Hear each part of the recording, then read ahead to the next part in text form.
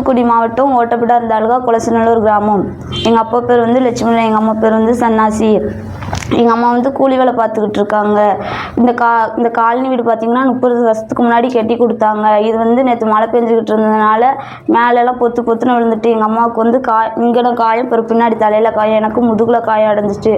நாங்கள் வந்து பஞ்சாயத்தில் வந்து நிறைய தடவை புகார் கொடுத்தோம். அவங்க எடுக்கவே இல்லை, இப்போ வரைக்கும் எடுக்கல. 4 வருஷத்துக்கு முன்னாடியே நாங்கள் சொன்னோம், அதுவும் இல்லை. அவங்க வந்து கெட்டித்தரேன்னு வருஷம் தான் போணுச்சு தவிர வீடு இப்போ வரைக்கும் கெட்டியே தரல. நாங்கள் நேரடியாக கிளக்கரையும் பார்த்து பேசினோம், அவங்களும் ஒன்றும் இப்போ வரைக்கும் பதில் சொல்லவே இல்லை. கேட்டனா இந்த வீடு வருதுங்க, ஆனால் ஒரு நாள் பதில் சொன்னதே இல்லை. இப்போ வரைக்கும் ஒரு கார்டு வந்துமே எங்களுக்கு வீடு கெட்டித்தரல. கேட்டதுக்கு இப்போ உங்கள்கிட்ட பட்டா இல்லை, அது இல்லைன்னு சொல்லி வந்த வீடும் கேன்சல் ஆகிட்டு எங்களுக்கு. நாங்கள் வந்து பஞ்சாயத்து போர்டில் வந்து நிறைய தடவை புகார் கொடுத்தோம். அவர் இப்போ வரைக்கும் பதில் சொல்ல மாட்டேக்காரு. எங்களுக்கு தங்கிறதுக்கு இப்போ வீடு இல்லை. நேற்று வந்து மழை பெஞ்சிக்கிட்டு இருந்தனால எல்லாம் விழுந்துட்டு பக்கத்து வீட்டில் தான் எல்லாத்தையும் பொருளெல்லாம் எடுத்து வச்சுருக்கோம். என் கூட பிறந்தது எங்கள் அக்காவும் நானும் நேற்று எங்கள் அம்மா கட்டில் நானும் எங்கள் அக்காவும் கீழே படுத்துருந்தோம்.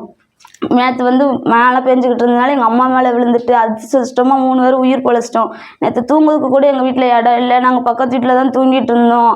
எங்களுக்கு ஒரு நல்ல வீடு கட்டித்தாங்க. முதலமைச்சர்கிட்ட நாங்கள் இதை தான் கேட்கோம், வீடு மட்டும் எங்களுக்கு கட்டித்தாங்க. பஞ்சாயத்து போர்டில் பல தடவை சொல்லியாச்சு, பல தடவை புகாரும் கொடுத்தாச்சு, நேரடியாக பார்த்து பேசவும் செஞ்சாச்சு. ஒரு பதில் இப்போ வரைக்கும் கொடுக்கவே இல்லை. கேட்டனா வீடு கெட்டித்தரேன் இப்படியே தான் சொல்லுதாங்க தவிர ஆனால் கெட்டித்தர மாட்டேக்காங்க. நான் +2 படிக்க. எங்கள் அம்மா எங்களை கூலி வேலை பார்த்து தான் எங்களை காப்பாற்றுறாங்க. எங்கள் அம்மா வந்து இப்போ ஜிஹெச்சில் வந்து அட்மிட் ஆகியிருக்காங்க.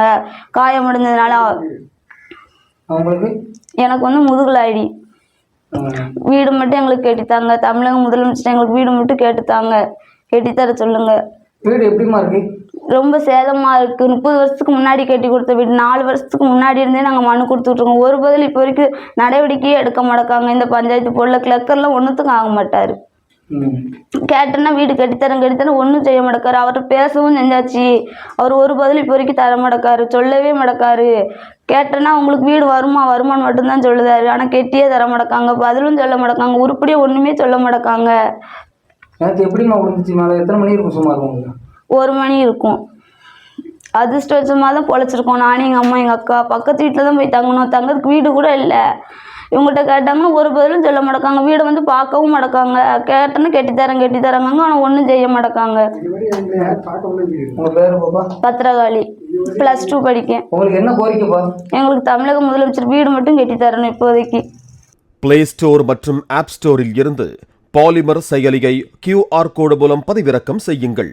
செய்திகளை உடனுக்குடன் பெறுங்கள்.